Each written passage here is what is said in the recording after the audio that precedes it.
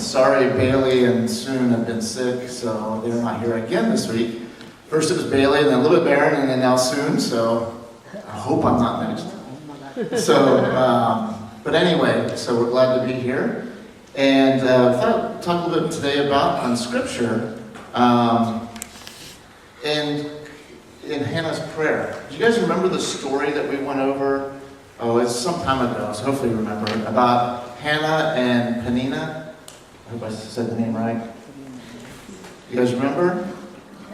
Peninnah had a lot of kids, right? She blessed with many sons. And Hannah wanted a son so bad, but she wasn't blessed with a baby. Right? And Peninnah was kind of mean to Hannah. She'd always kind of tease her and ridicule her about, oh, you can't have kids, and kind of immature and not very nice about her. Do you guys remember this story? Maybe a little bit? Okay. All right, so Hannah could have been kind of retaliate a little bit if she wanted. Peninnah was kind of rude to her. She could have been rude back. She could have been very jealous and maybe tried to do something, to Peninnah. But she didn't. She kept her faith in the Lord and respected the sovereignty that the Lord had and prayed through the Lord to bless her with a son. And if he did, she would dedicate her son, who she was blessed with, who became known as Samuel, right? She dedicated him to the Lord to serve as a priest, right? Okay? So, the one point I want to make here is jealousy is not a good excuse to behave badly. We all face different things in our life where somebody else has something that, man, I wish I had, or I wish I could do that. But you know what? There's things that they probably look at us and think, wow, I wish I had what he had. So we're all blessed in different ways, and we need to respect that with what the Lord blesses us with. Some days I wish I was a professional football player or something, but I wasn't blessed with that. But I am blessed with many other things, and I have a great family and a great church family and everything. So God blesses us in different ways. So the first thing is, don't let jealousy get in the way. Be thankful for what you're blessed with. The other thing is, we will face many challenges or changes in our lives. Sometimes people move. How many of you had friends that have moved away? You had a good friend that moved away from your schools? You did? Yeah, Baron, you did too? Most of us have. I did during when I was growing up. And so we're going to be faced with many challenges or changes in our life. Friends move away, or we make new friends. Our families change. So some people, unfortunately, we all eventually pass away and go to heaven. We have new kids. We're blessed with new babies and people in our lives. We change jobs when you get older, or maybe you change schools. So there's going to be a lot of challenges. So the thing is, Hannah knew her relationship with God, and she was blessed for that, and she respected his sovereignty. And she called and said, God is her rock. That's why I have the rock that Daniel has, I brought this morning. Okay? So why a rock? Anyone have an idea why she says, God is my rock? I'm sure you probably heard this other places too. Anyone want to guess? No guess? No? Daniel? It never moves. That's really close. It never changes, right? This thing is so hard. Let me see this. I lay this, it came from the playground. You come back tomorrow, you come back next week, next year, 10 years from now, it's still going to look like this.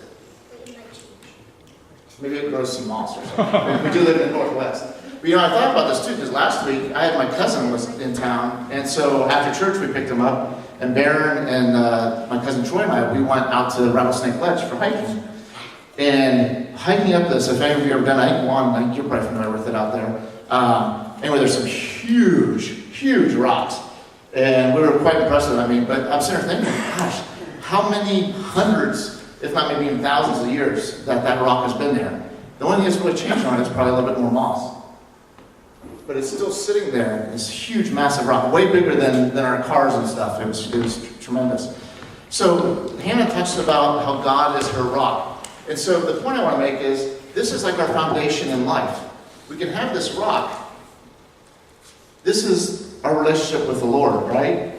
We respect that He is sovereign and almighty and will deliver us everything we need.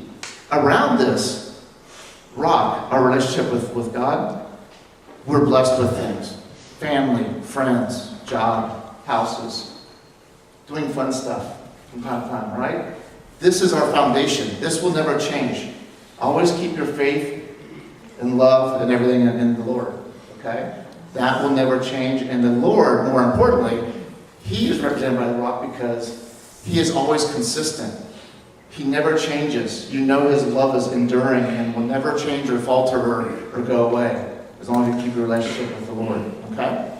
So a couple other things then in today's scripture is Hannah acknowledges that the one who knows, that God is the one who knows what we do.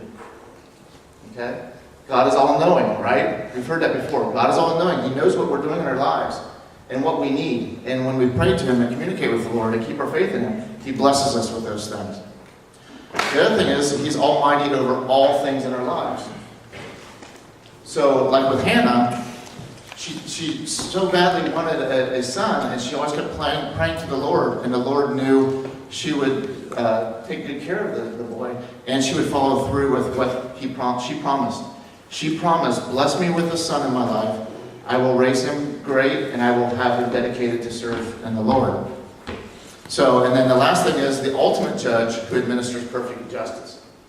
You know, as humans, it's easy for us sometimes. We see something happen, we say, oh, that's not right, that's a bad person, that person did something bad. We're kind of quick sometimes to pass judgment on things. God sees and knows all things, just like we said a little bit ago.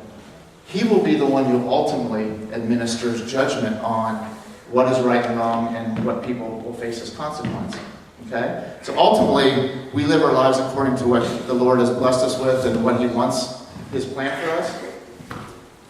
He will make the final judgments on things, not us as people. And remember, give all glory to God. Amen. All right? Muksanem?